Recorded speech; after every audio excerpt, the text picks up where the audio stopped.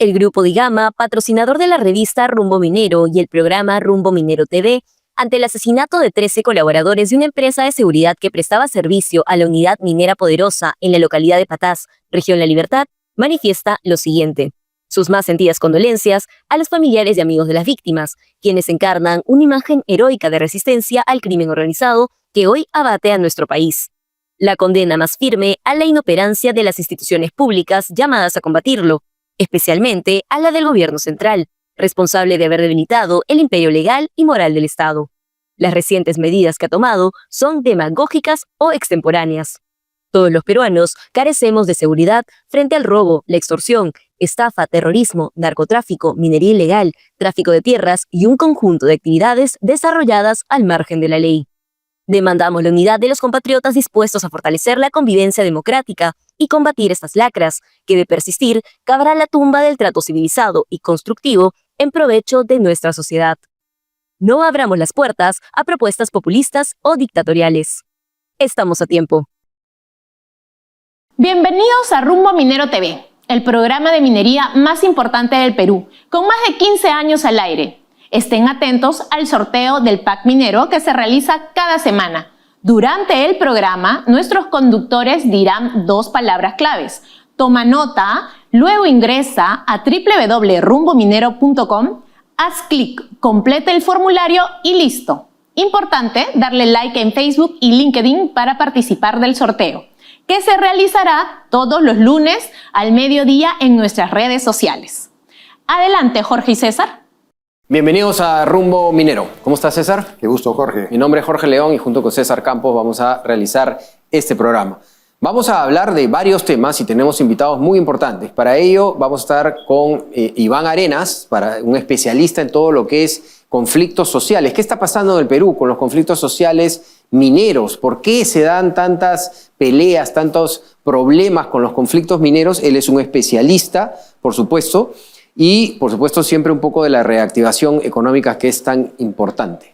¿Y qué más tenemos, César? Tenemos a Ismael Benavides Ferreira, nada menos, que ha sido ministro de Economía y Finanzas del Perú, también anteriormente ministro de Pesquería, ministro de Agricultura, un hombre que tiene una visión de la economía internacional muy profunda, con quien vamos a dialogar acerca de las tensiones comerciales, los efectos de las tensiones comerciales generadas por el presidente de los Estados Unidos, Donald Trump. Así es. Entonces vamos primero, para este gran programa vamos primero a ver las principales noticias mineras de la semana.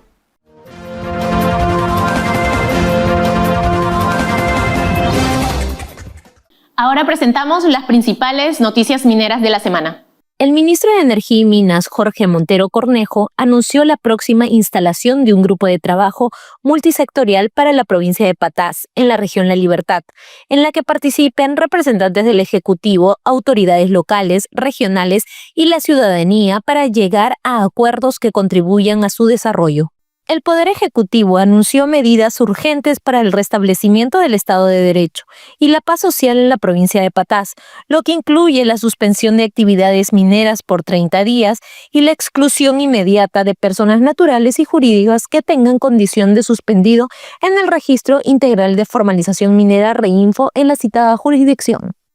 El presidente del Congreso, Eduardo Salguana, instó a la Comisión de Energía y Minas del Congreso a aprobar una norma definitiva que ponga fin al Registro Integral de Formalización Minera REINFO, cuyo plazo de vigencia extraordinaria culmina en junio de este año, y pidió presentar un dictamen sobre la ley MAPE para que se debata en el Pleno.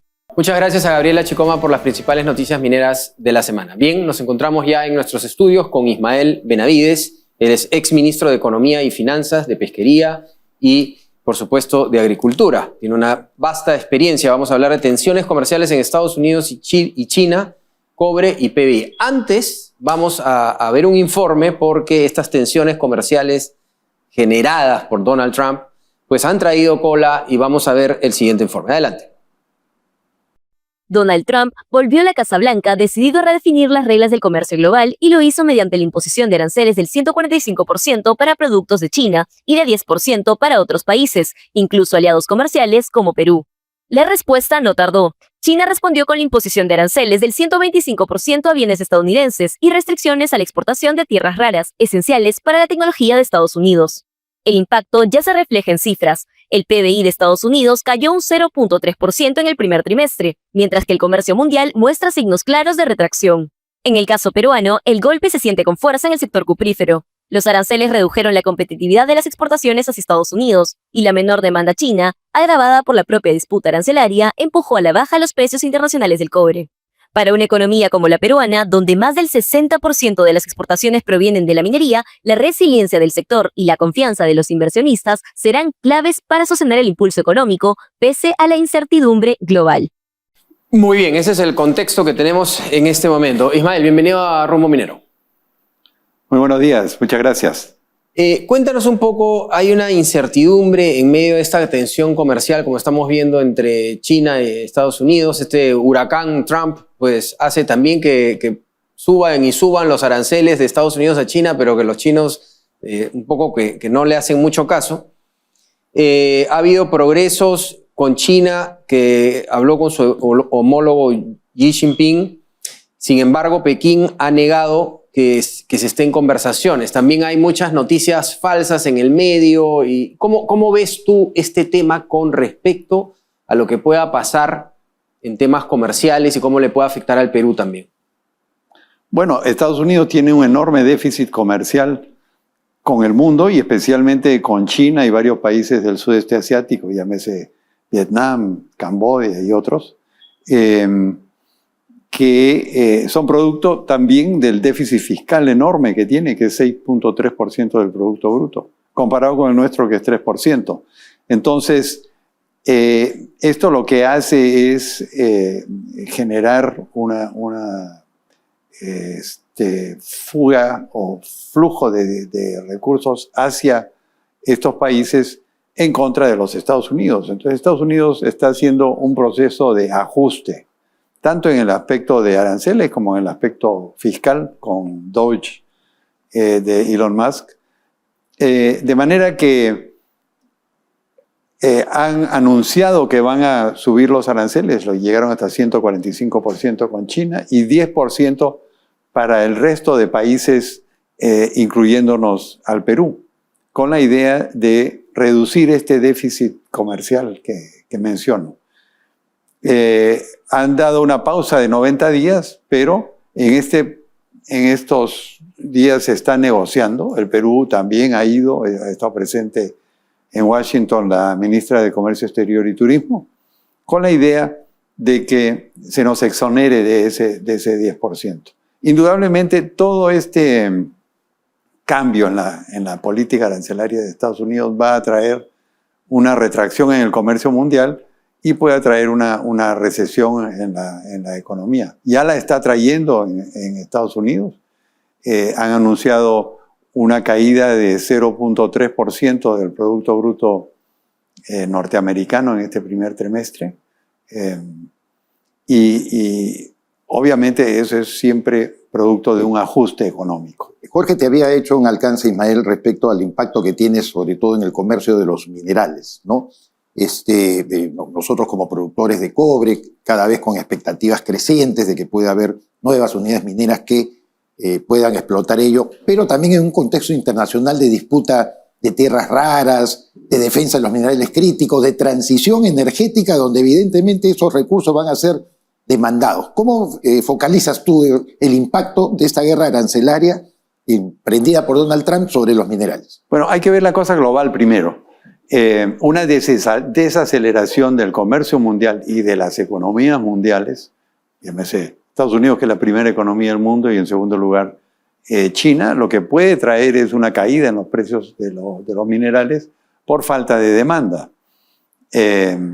Hasta ahora eso no ha ocurrido, pero la economía norteamericana, como mencioné, ha tenido una caída. La economía china evidentemente va a seguir y no tiene cómo compensar esa demanda externa de lo que exporta con una demanda interna, porque la capacidad de consumo de China interna es muy limitada. Entonces, lo que puede traer es una caída en el precio de los minerales por falta de demanda. Y eso sí debe de preocuparnos. Ahora, China es nuestro principal socio comercial, con aproximadamente un 30% de las exportaciones y la mayoría son minerales. Entonces, Yo creo que al final esto va a llegar a unos acuerdos. Ya China, por ejemplo, ha dado algunos síntomas de querer negociar, ha levantado los aranceles en el etanol norteamericano. Entonces, en estos 90 días, de los cuales ya han transcurrido casi 30, yo creo que va a haber proceso de negociación y ajustes, pero de todas maneras va a haber una reducción del crecimiento mundial y eso puede traer una caída en el precio de los minerales. Ahora, Ismael, cuéntanos, la Comisión Económica para la América Latina y el Caribe, CEPAL, ha bajado su proyección, 0.4 me parece por ciento, y la ha dejado en 2%. Por otro lado, se habla que el Perú podía crecer a 3%. Dos preguntas, ¿es esto real para ti? ¿Es tu proyección también? Y la segunda, ¿por qué el Perú en nuestro hemisferio, por qué parece ser que está mejor siempre? Bueno, porque tenemos la Constitución del 93 que da un marco muy estable y muy bueno para el desarrollo de la economía. ¿Y las inversiones? Permite que haya inversiones y haya una economía de libre mercado. Eso es lo fundamental.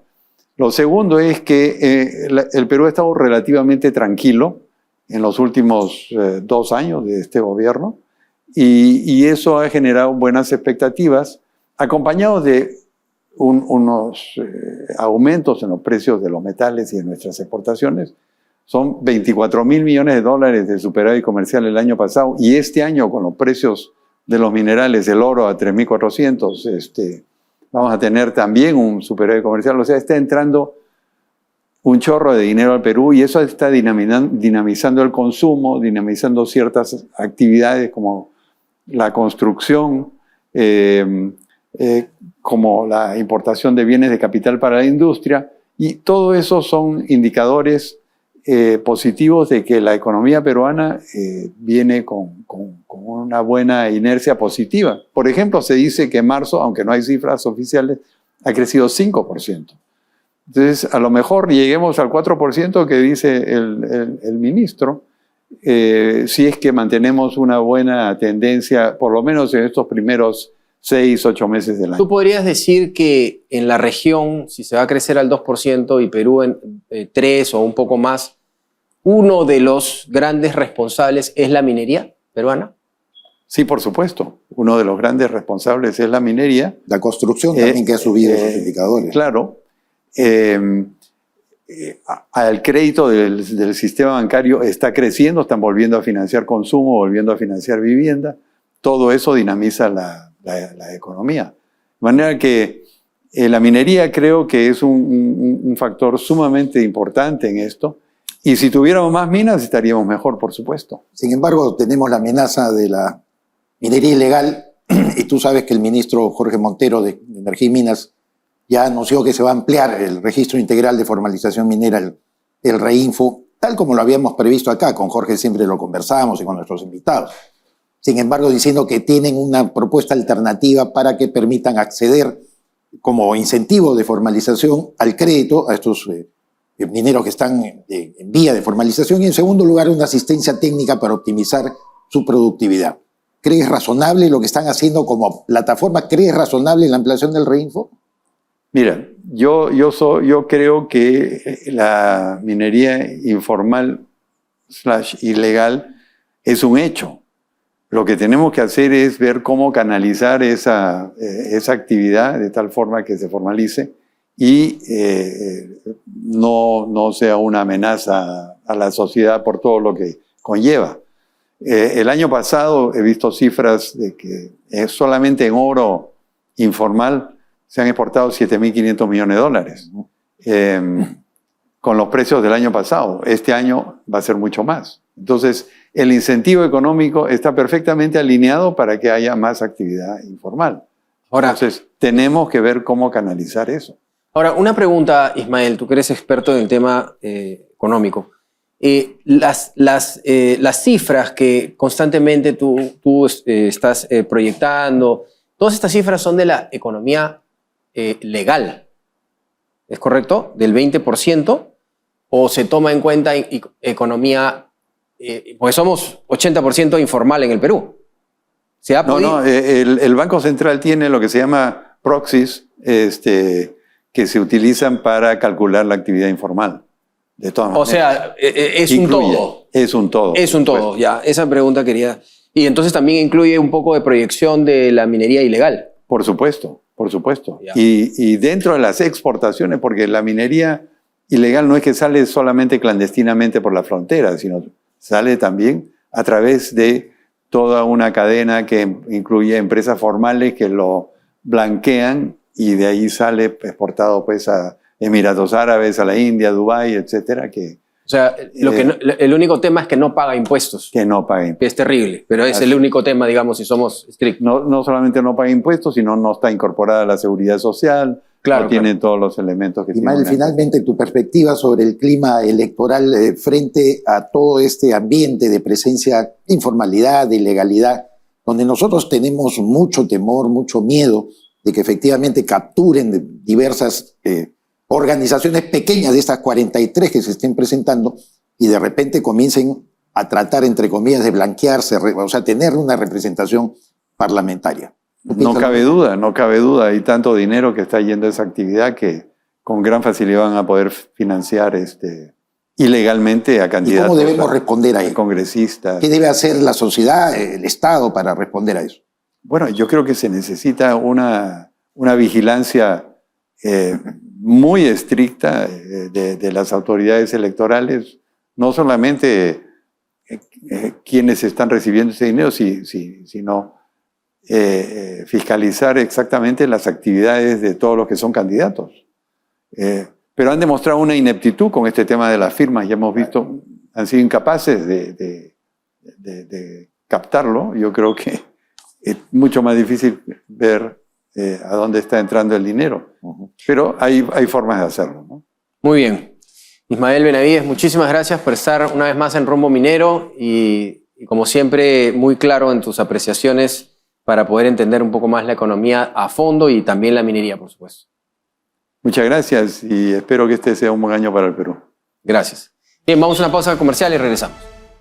Para el año 2025, la inversión minera en el Perú superaría los $6.000 millones, consolidando al país como un destino minero clave a nivel mundial. A través de Expo Mineros y Proveedores, Minpro 2025, impulsamos las transacciones comerciales de la gran industria minera y sus proveedores. Reserva tu stand y participa en la feria minera más completa del sector. Exhibiciones, conferencias y ruedas de negocios en un solo lugar. Del 24 al 25 de junio en el Centro de Convenciones de Lima. Haz negocios con la principal fuerza económica del Perú. No te quedes fuera y separa tu stand en minproperú.com. Bien, nos encontramos ahora en el bloque America Mining. ¿Qué es el bloque America Mining? El bloque America Mining es el bloque donde hablamos de la minería internacional mezclada con economía y para ello tenemos al editor internacional José González, quien nos visita en los estudios porque normalmente nos conectamos hasta Nueva York en vivo acá en el programa. José, ¿cómo estás? Bien, Jorge, encantado siempre de estar en el programa. A ver, Trump otra vez, ¿no? El huracán. Sí. Recientemente el presidente Trump ha firmado una orden ejecutiva ordenando a la National Oceanic and Atmospheric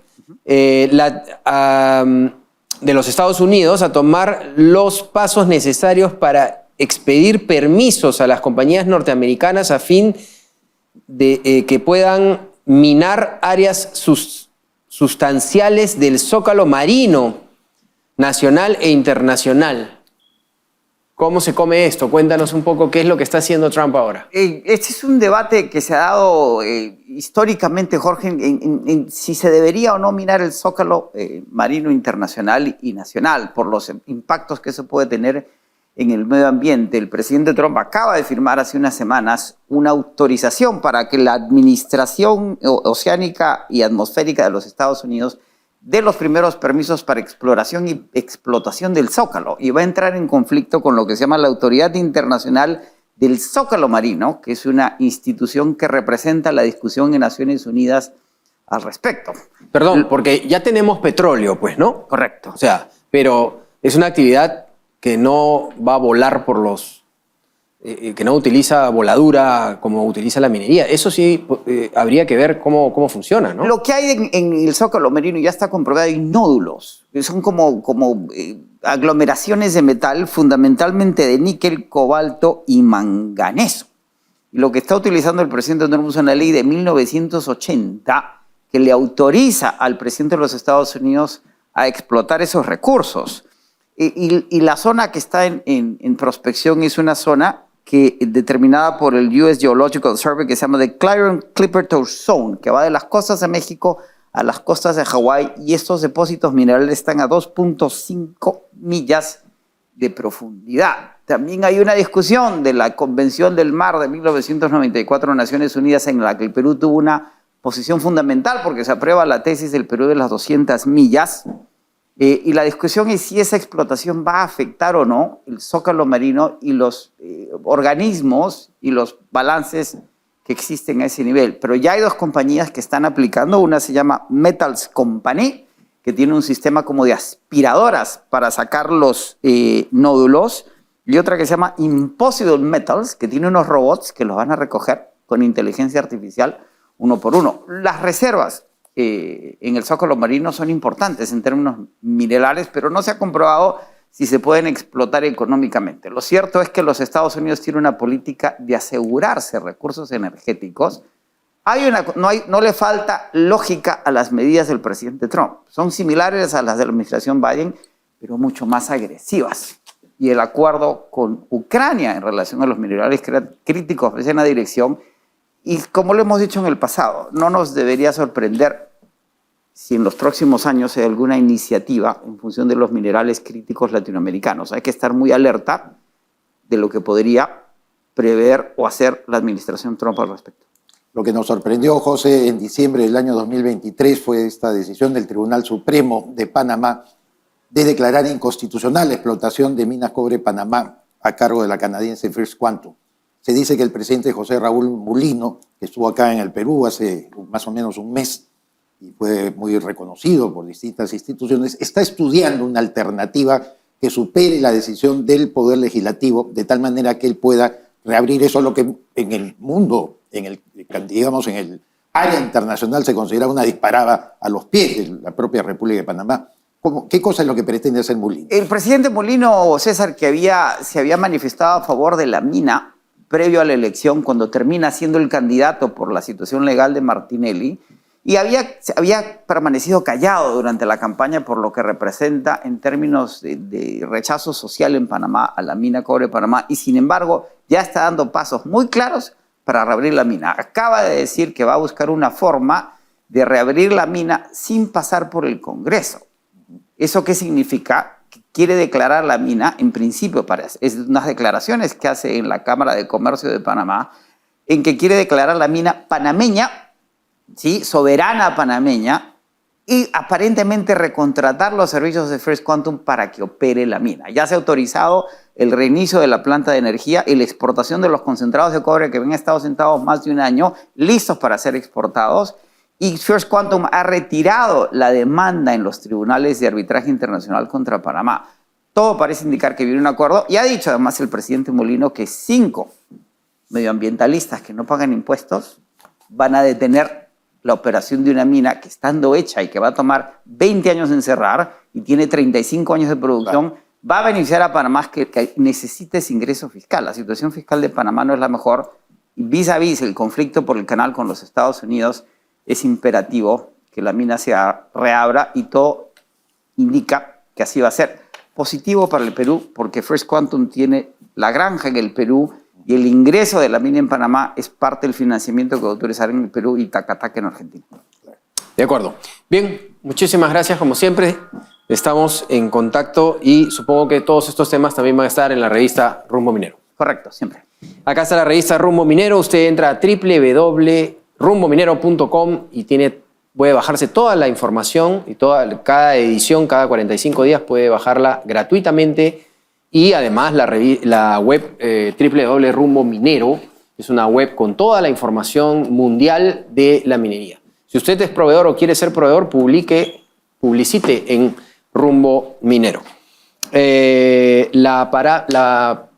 La palabra clave en este momento es molibdeno. Bien, vamos ahora a una pausa comercial y regresamos. ¿Quieres posicionar tu marca y ampliar tu cartera de clientes en el sector minero? Participa en la revista minera más influyente de América y haz que tu marca llegue directamente a mineras, contratistas y a los principales tomadores de decisiones del sector minero, con gran presencia en nuestra multiplataforma internacional, que incluye programa de TV, páginas web y redes sociales especializadas, con un alcance de 2.7 millones de personas. Pregunta por nuestros paquetes publicitarios anuales y anuncia en la revista Rumbo Minero, tu mejor herramienta de negocios en el sector minero. Invierte bien, invierte con los líderes. Mayor información en www.rumbominero.com. Bien, nos encontramos ahora, como habíamos anunciado, con un especialista en todos estos conflictos sociales que son tan complicados en el sector minero y que muchas veces escuchamos que hay demandas, hay de parte de la población, pero a veces de parte de la empresa minera. Muchas veces vemos que el gobierno brilla por su ausencia, pero en el momento de cobrar los impuestos, por supuesto que está a tiempo. Todas estas cosas son complicadas, pero hemos querido que venga al programa Iván Arenas, que es un especialista en el tema. Iván, ¿cómo estás? Bienvenido a Rumbo Minero. Jorge, ¿cómo estás? Muchas gracias, César. Gracias. Iván, hemos visto en estos días pasados que raramente, ya los que estamos en el sector minero, conocemos que el tema del ataque a una empresa minera formal, ¿no?, de las grandes empresas, se da pues a veces a una y hay un tiempo mucho más largo para que se dé a otra. En este caso hemos visto que en estos días se han atacado varias empresas mineras importantes como Antamina, como Las Bambas, y que realmente preocupa porque yo sospecho, de repente me equivoco, ya nos dirás tú que eres el especialista, sospecho que tiene que ver con política, ¿no? Porque es raro que haya tal cantidad de ataques a las empresas formales semi-orquestado, pareciera, ¿no? Mira, tiene que ver básicamente con el tema político, sí. Ya, si bien no hay una cabeza central, es decir, una cabeza que piense específicamente en cada uno de los lugares donde existe, pero sí de una u otra manera están relacionados, hay unos vasos comunicantes, por así decirlo, pero definitivamente tiene que ver con la política, tiene que ver con los tiempos electorales, con el posicionamiento de estos opositores. Algunos de ellos quieren ser candidatos, algunos de ellos quieren ser candidatos a senadores, a diputados, en fin, pero básicamente es eso, los tiempos de la política.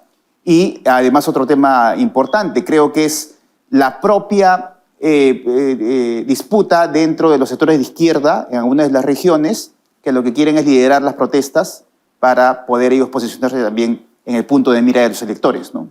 El secuestro de estos trabajadores que operaban en Patás, en La Poderosa, la semana pasada, y las consecuencias, las implicancias que tú conoces ha traído, demuestra que ha fracasado el concepto del gobierno de declarar estados de emergencia, ¿no? No funciona ni para el sector minero ni funciona para el sector urbano. Aquí hemos ensayado varias veces, Iván, respuestas adecuadas que debería dar el Estado peruano. Me gustaría que las pudiéramos reiterar. Exactamente, César. Mira, no funciona básicamente porque no funciona la gobernanza a nivel regional. Y en esta parte específicamente, no funciona la gobernanza, no funcionan los instrumentos de esta gobernanza, no funcionan las instituciones que son parte de esta gobernanza. Pero tú dirás, no funciona el Estado. Yo lo que no creo es que no es que no funcione el Estado, sino que creo yo que hay un Estado en negro, un Estado en paralelo, un Estado en B. Es decir, así como hay un Estado formal, como estas empresas mineras, por ejemplo, como los proveedores o los pequeños y medianos mineros artesanales con los cuales han hecho alianza, así también existe un Estado paralelo, donde hay básicamente bandas criminales, donde hay policías, malos policías, no son la mayoría, pero evidentemente existen. También está el Poder Judicial, también están los ministerios públicos, el Ministerio Público, perdón, y también están los ronderos y también están este tipo de organizaciones que funcionan en este estado en B, por así decirlo, ¿no? Entonces hay una miopía. Lo que está mal en realidad es la gobernanza alrededor de esos lugares. Ahora, para un poco contarles a nuestros televidentes, el REINFO es muchos hablamos de la minería ilegal, y el REINFO es este permiso que da el gobierno para que uno pueda estar en proceso de formalización. El problema es que lleva 12 años en proceso de formalización y nunca se formalizan, pero cada vez que vienen a intervenirlos dicen, acá está mi REINFO, estoy en proceso. con lo cual es un saludo a la bandera. Así es. ¿no? Y los informales se aprovechan de este documento, por eso es que muchas personas en el Perú están en contra del reinfo y que ya de una vez o se legalizan o no se legalizan. Cuéntanos, porque hace poco el ministro habló de que se va a ampliar el reinfo, pero que estaba haciendo algunos cambios en varias cosas. Cuéntanos cómo va el tema de la minería ilegal, que ha facturado además 14 mil millones de dólares, y la minería legal de 5 mil. O sea, realmente ya cambió todo. Cuéntanos. Mira, básicamente lo que existe es que el gobierno ha renunciado a una política de formalización seria, es decir, por más que nos pese, por más esperanza que teníamos, el reinfo va a seguir extendiéndose de junio hacia adelante, probablemente el próximo año también. Nadie va a querer tocar el reinfo porque evidentemente es un año electoral. Segundo, que en esas correcciones, entre comillas, o mejoras de un proyecto de ley MAPE, siempre van a existir algunas divergencias con respecto al tema, por ejemplo, de las concesiones, que es un tema importante, a la duración de las concesiones, a quién paga los instrumentos de gestión ambiental, por ejemplo, los impactos que puede producir. Entonces, hay una discusión, aparentemente, pero es una discusión que la llevan adelante los mineros informales a través de, evidentemente, los lobbies de abogados que tienen. Entonces, lo que yo veo más adelante es que ese reinfo va a continuar. Ya el Tribunal Constitucional ha dicho días atrás que continúe el reinfo no sustrae de delitos penales. Sin embargo, el Tribunal Constitucional también ha dicho que puede ser permanente, es decir, que llama al Estado para que haga una formalización permanente. Eso sí, creo yo, debemos oponernos a eso porque todo tiene un inicio y un final. Pero, como te digo, yo creo que en estas correcciones no se van a llegar a ningún lado. Yo creo que mañana más tarde... O sea, estos parámetros que está proponiendo el ministro, ¿no crees que...? Porque están poniendo otras cosas más, ¿no crees que lleguen a...? Yo creo que no, porque no le favorece absolutamente a nadie. Yo creo que hay en el discurso, creo que todos quieren formalizarse, pero me parece que en la práctica pocos lo hacen y pocos lo quieren hacer. Y pocos, además, quieren correr el riesgo de poder formalizarse. Entonces, aquí el problema principal, dicen, es básicamente el tema de concesiones. ¿Cómo te llegas a acuerdos con el que tiene la concesión? Entonces, es un problema difícil de resolver, un problema que tienes que resolver no de manera general, sino de manera particular, por regiones, proyectos pilotos de repente, proyectos pilotos en La Libertad, proyectos pilotos en... No hay una receta única. No hay una receta única específicamente. Entonces, aquí lo que tiene que hacerse es lo más técnico posible, pero se le está colocando muchísimo aderezo político a este tema. Aderezo político, además, ideológico, que es otro tema que es fundamental, ¿no? ¿Tú crees que ha sido imprudente el gobierno al enviar este proyecto de ley a través del Ministerio de Transportes y Comunicaciones? Un tema que tú te has ocupado, ¿no? Del mejoramiento del corredor vial sur Apurímac-Cusco, que afecta a una comunidad capamarca y que, según ellos, la adquisición de estas áreas que probablemente estén en posesión las propias comunidades les podría afectar. ¿Se justifica? ¿Ha sido imprudente el gobierno en presentar este proyecto de ley o tú no crees que eso...? Pero mira, yo creo que ha sido imprudente el Estado, César, fíjate, porque eso nunca debió darse. Porque desde el primer momento que dijeron vamos a aplicar una fórmula para asfaltar, la fórmula, no te digo que el asfaltado tiene que hacer, pero vamos a aplicar una fórmula para asfaltar. ¿Sabes lo que sucedió el día siguiente? Es que cientos de comuneros se pusieron de posicionarios al costado de la carretera. Correcto. Entonces, ¿qué se generó? Falsas expectativas, que a todos se les iba a pagar. Entonces, se les ha pagado a algunos, falta otro porcentaje por pagar, el Congreso no quiere asumir eso, el Estado, en este caso el Ejecutivo tampoco. ¿Quién va a resolver ese problema? Que es un problema que no tiene que ver nada con respecto al tema de el funcionamiento o la operatividad de la empresa, pero sin embargo lo que está haciendo es afectando justamente la producción, porque esa es la zona por la que transitan los carros. Entonces, aquí ese problema, se ha generado un problema de la nada. Se ha dicho, la empresa minera, como pasa por ahí, debe ser declarado esta zona como EIA, pero además de eso lo que deberían hacer es el asfalto de la carretera. Y lo que se ha generado es un problema de la nada, faltas expectativas, porque quieren responsabilizar básicamente todo el tema a las empresas mineras, cuando las empresas mineras sabido es que pagan... Pero estamos hablando de la presentación de un proyecto de ley, ni siquiera está en vía de aprobación. Esto lo puede detener el Congreso y congelarlo probablemente hasta la próxima legislatura. Y son 40 comunidades, una comunidad en Capamarca, en este caso en Chumbivilcas, ha sido la que ha bloqueado, pero faltan otras 39 comunidades. Entonces, ponerse de acuerdo con 39 comunidades más, 40 comunidades más, Es decir, yo lo que quiero decirte es que es una demanda que ellos están pidiendo, sí, pero esa demanda es básicamente en el Estado y el Ejecutivo y el Congreso.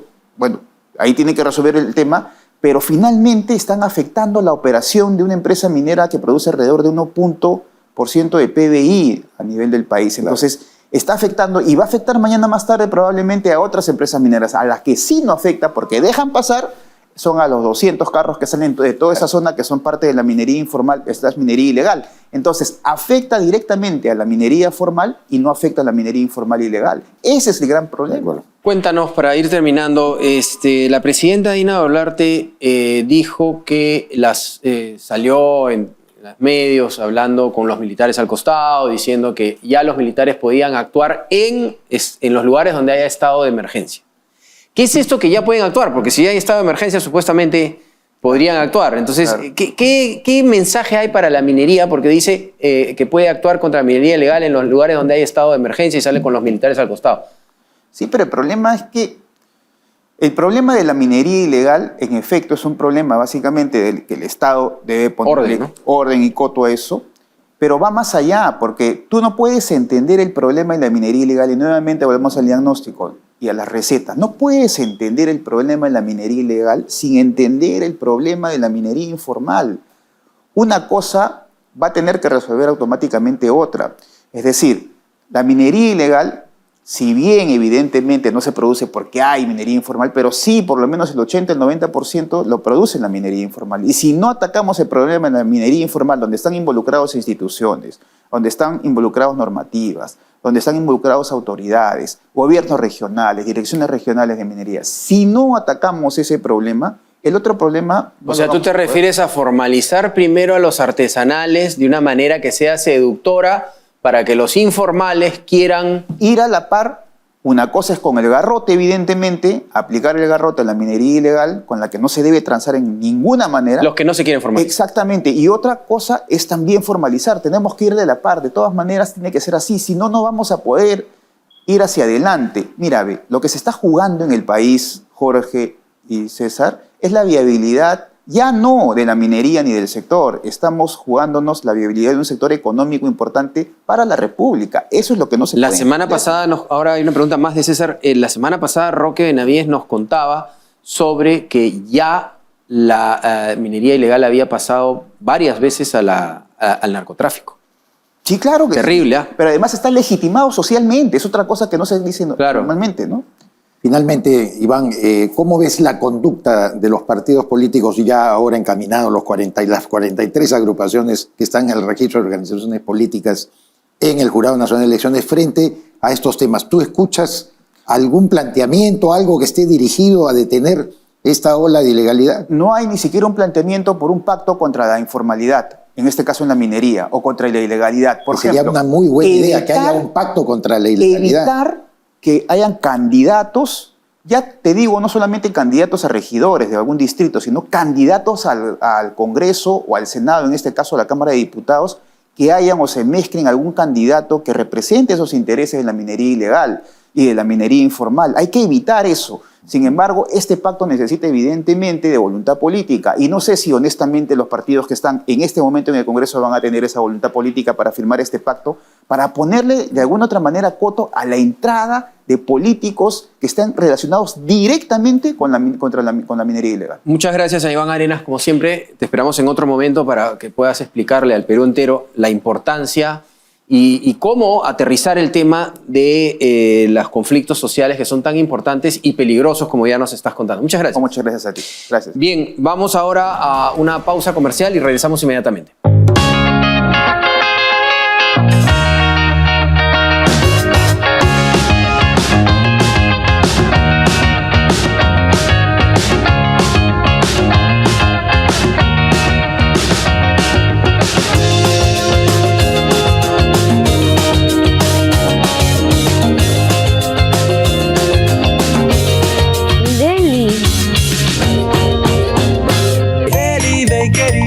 ¡Qué rico! En un mundo industrializado, la seguridad es lo más importante. En Industrias Manrique, empresa nacional peruana, sabemos que la seguridad comienza desde los pies. Cada paso que das en un entorno industrial puede ser peligroso. Es por eso que en Industrias Manrique Nuestros calzados de seguridad, fabricados con los materiales más duraderos y tecnología de vanguardia, cumplen con las normas internacionales de seguridad. Cada par está diseñado para resistir los rigores del entorno industrial. Bien, llegando al final del programa, lo que queremos hacer ahora es un resumen de lo que han escuchado todos ustedes, que es muy importante. César, hay una noticia que me llamó mucho la atención, es que la Cámara Minera de Chile y APRIMIN, que es la Asociación de Proveedores de Chile, firman una alianza estratégica para impulsar la minería espacial. Imagínense, no solamente lo que ya se ha hablado sobre el tema en el mar, sino también espacial. Vamos a ver en qué termina ese tema. Tienes un dato que dar, ¿no? Sí, la palabra clave, por supuesto, referente a este sorteo del PAC minero que está realizando Rumbo Minero cada semana. La palabra clave es oro, O-R-O, oro.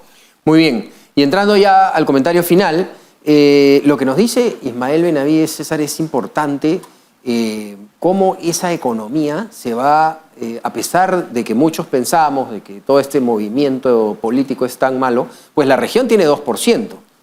Y cuando yo le preguntaba con un poco de temor a Ismael que el 3%, me decía hasta 4% podrían crecer, lo cual sería extraordinario para el Perú. El tema sería qué nos estamos perdiendo. ¿Qué nos estamos perdiendo? Porque con todos estos movimientos, por ejemplo, es positivo, aunque no nos guste la Presidenta de la República, es positivo que termine su mandato. Lo primero que dicen los inversionistas nacionales, no estoy hablando de los extranjeros, nacionales, es, oye, no puedo tener un presidente cada año. Es una locura. Y termina su mandato con un ministro de Economía bastante sensato que además ha podido juntar la voluntad de los distintos agentes económicos, como es José Salardi. Pero Iván Arenas, Jorge, también nos ha hablado algo muy interesante. Él ha propuesto un pacto contra la ilegalidad que podrían suscribir los candidatos a la presidencia de la República. Esto, por supuesto, referido a que no se filtren mineros ilegales que le están haciendo daño al Perú, que están vinculados a la criminalidad internacional y que nos afecta directamente. Ojalá que los 43 candidatos se atrevan a firmar este pacto contra la criminalidad o contra la ilegalidad. Así es, y Rumbo Minero, en este caso, va a tener la iniciativa de invitar al programa. Queremos ver y conversar con los candidatos para que puedan firmar un pacto contra la ilegalidad. Ojo, queremos saber qué saben los candidatos sobre minería. No vaya a ser que venga un candidato a hablarnos que está a favor de la minería ilegal. Porque una cosa es estar a favor de legalizar y otra cosa es estar a favor de la minería. Pero más que lo manifieste, Jorge, pueden tener presencia incluso de apoyo económico de ellos, ¿no? Augusto Álvarez Rodríguez nos lo decía hace poco también en el programa Rumbo Minero. Eso es lo que hay que fiscalizar. Y acá está el programa Rumbo Minero. Si quieren hablar los candidatos sobre la minería legal ilegal, y quieren formarse una opinión y poder acá hablar bien claro sobre lo que significa, pues acá los esperamos. Estaríamos felices de tener a todos los candidatos. Muchas gracias, por supuesto, muchas gracias, César. Gracias. Y muchas gracias a todos por estar. No se olviden, el próximo fin de semana estaremos a esta misma hora y por este mismo canal.